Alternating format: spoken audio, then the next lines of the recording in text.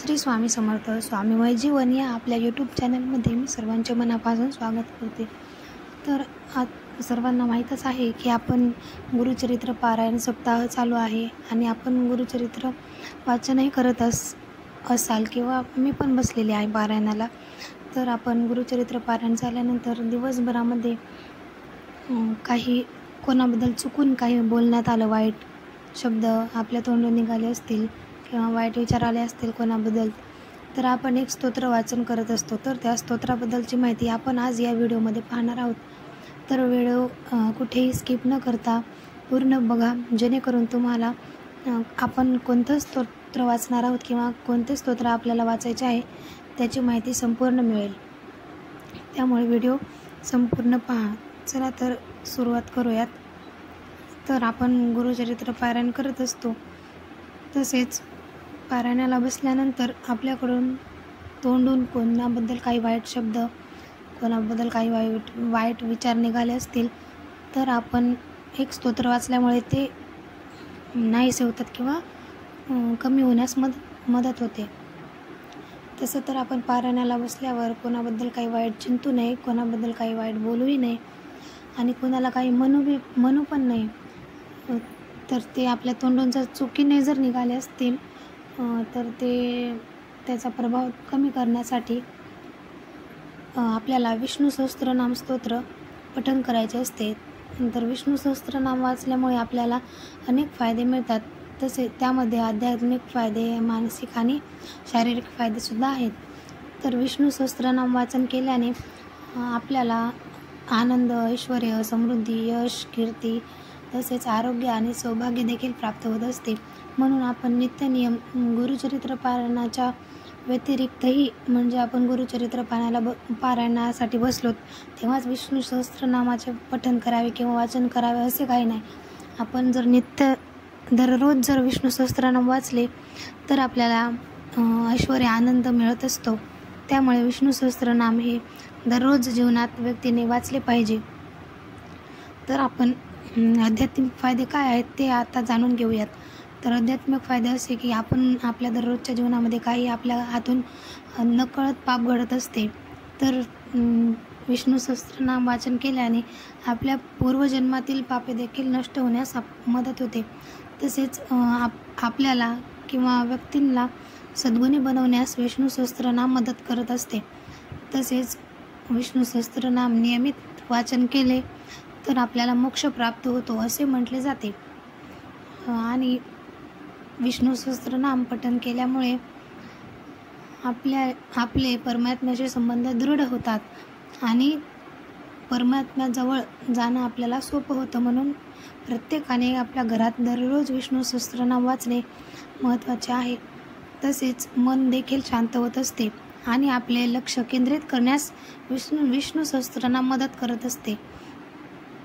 तसेच ध्यान आणि एकाग्रता, आपलं ध्यान आणि आपण काय काम करतो किंवा काय जर त्याच्यावर आपलं ध्यान पाहिजे आणि आपली एकाग्रताही सुधारते.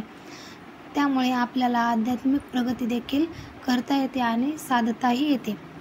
तर विष्णू सहस्त्रनाम वाचल्यामुळे आपल्याला मानसिक फायदे काय आहेत, तर आपला तणाव देखील कमी होतो आणि आपल्याला सकारात्मक विचार देखील प्राप्त होण्यास मदत होते आणि मन आनंदी होते. नकारात्मक विचार दूर होऊन आपल्यामध्ये सकारात्मक विचार यायला लागतात. त्यामुळे विष्णू सहस्त्रनाम वाचणे खूप अत्यंत महत्त्वाचे आहे.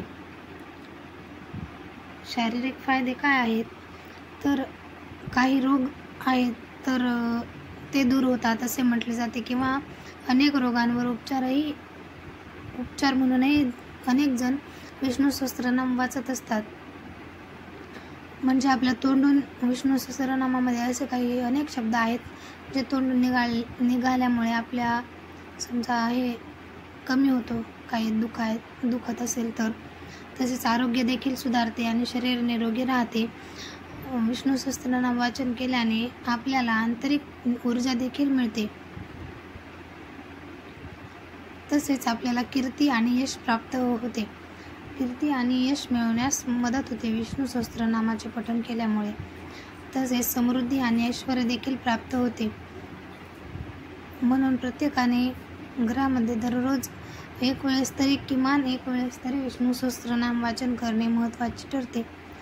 आपला दृष्टिकोनही सकारात्मक होतो आणि व्यक्ती तसेच आपण जीवनात यशस्वी होतो. त्यामुळे प्रत्येकाने विष्णू सहस्त्रनाम वाचणे खूप महत्त्वाचे आहे.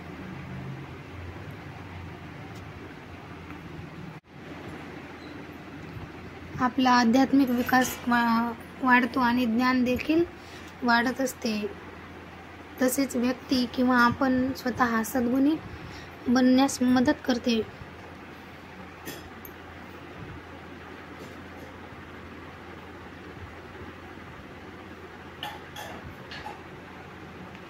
तर आपण विष्णू सहस्त्रनाम हे कधी वाचू शकतो? तर दिवसाच्या कोणत्याही वेळी विष्णू सहस्त्रनामाचे पाठ केले जाऊ शकतात. परंतु असे म्हटले जाते की पहाटे म्हणजेच ब्रह्ममुहूर्तावर जर विष्णू सहस्त्रनाम पठण करणे खूप शुभ मानले जाते. त्यामुळे सूर्योदयाच्या किमान 1.5 तास आधी तरी आपण विष्णू सहस्त्रनामाचे पठण केल्याचे अत्यंत चांगले फळ मिळत असते. त्यामुळे सूर्योदयाच्या 1.5 तास आधी विष्णू सहस्त्रनाम वाचणे हे अत्यंत शुभ मानले जाते.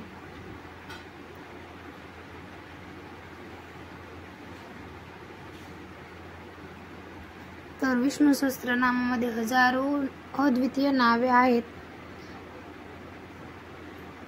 तसेच